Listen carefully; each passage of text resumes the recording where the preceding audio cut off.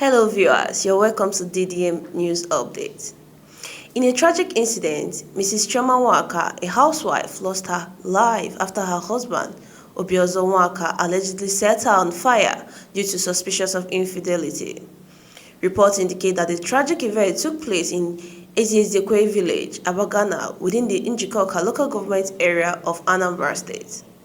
The victim succumbed to her injuries on Wednesday morning at a nearby hospital where she had been taken for treatment of the severe burn she sustained during the incident. In a viral video circulating on social media since Tuesday, the victim is seen desperately seeking safety while suffering from third-degree burns on her torso and other parts of her body. Local sources reported that the suspect accused his wife of infidelity, leading to a heated argument. During the altercation, he allegedly doused her with petrol and set her on fire.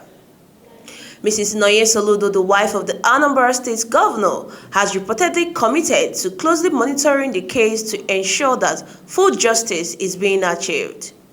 According to a Punch report, after receiving details of the incident from the Commissioner for Women and Children Affairs, Mrs. Ife Obinabo, and the Commissioner for Health, Dr. Afam Obidike, the governor's wife, Mrs. Noye Soludo, disclosed her commitment to the case.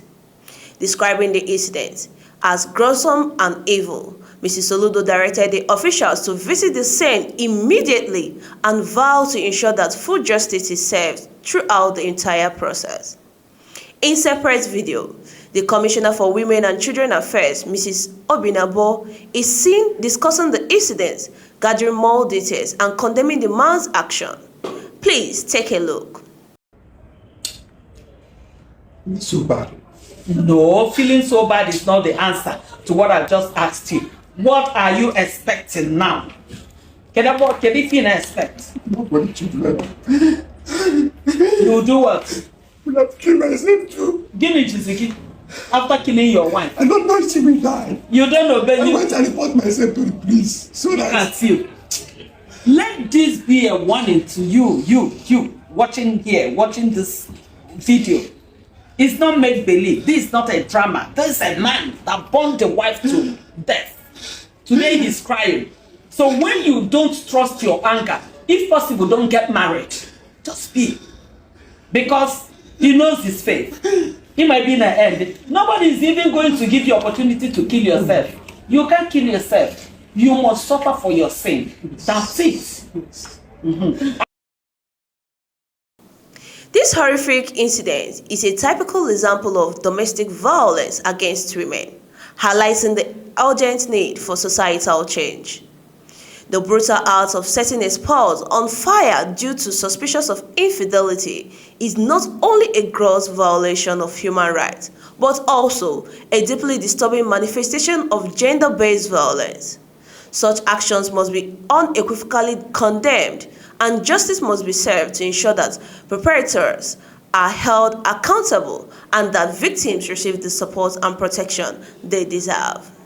Now, let's move to Rivers State, where the state government has confirmed an outbreak of highly pathogenic avian influenza, commonly known as bird flu, in a large poultry facility with a capacity of 3,000 beds.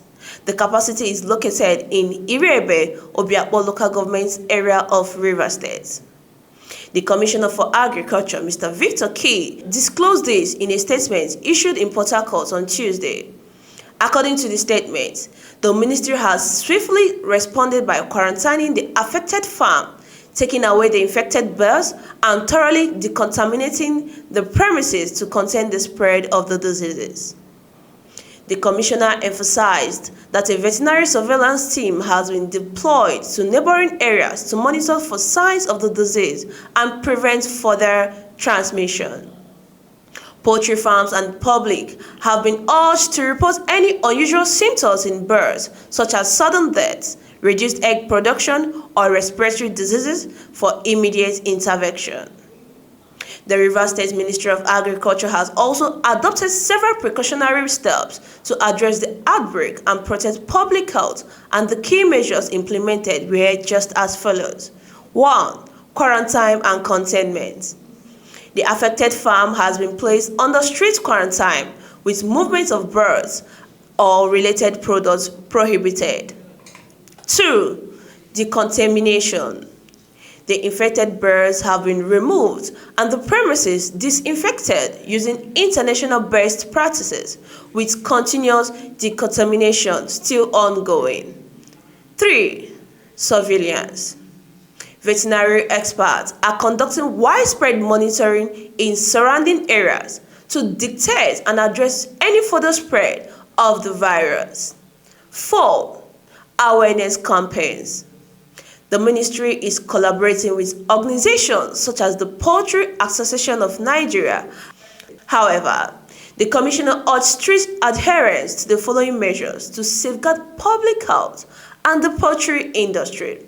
Avoid contact with wild or sick birds and report any suspicious cases immediately. Practice proper hygiene, including washing hands thoroughly after handling poultry. Use protective gear such as gloves and masks when working with birds, and also to consume only thoroughly cooked poultry products, as high temperature eliminates the virus. The ministry stressed that avian influenza poses a severe threat on the poultry industry and public health. In addition to its economic implications, the virus can potentially affect humans, although there is no evidence of sustained human-to-human transmission at this time. This outbreak also follows similar developments in other regions. Regions such as California in the United States has declared a state of emergency due to escalating cases of H5N1 bird flu and sparking fear of a pandemic. The governor of California, Calvin Nelson, announced the news to mobilize the resources and combat the growing threat. While the Centers for Disease Control, which is the CDC, a U.S. federal agency, recently confirmed a severe case of bird flu as a Louisiana patient was hospitalized after being exposed to sick dead birds. This event underlined the urgent need for coordinated efforts to mitigate the spread and protect livelihoods. As we monitor these situations, the questions are being asked. As a poultry farmer or seller, what measures are you implementing to protect your birds? Is consuming eggs and chickens safe for now? Do you think enough is being done to prevent the spread of diseases like bird flu? What steps do you believe individuals and governments should prioritize in such situations? Share your thoughts with us. We will want to hear from you, and stay tuned for more updates on these critical developments.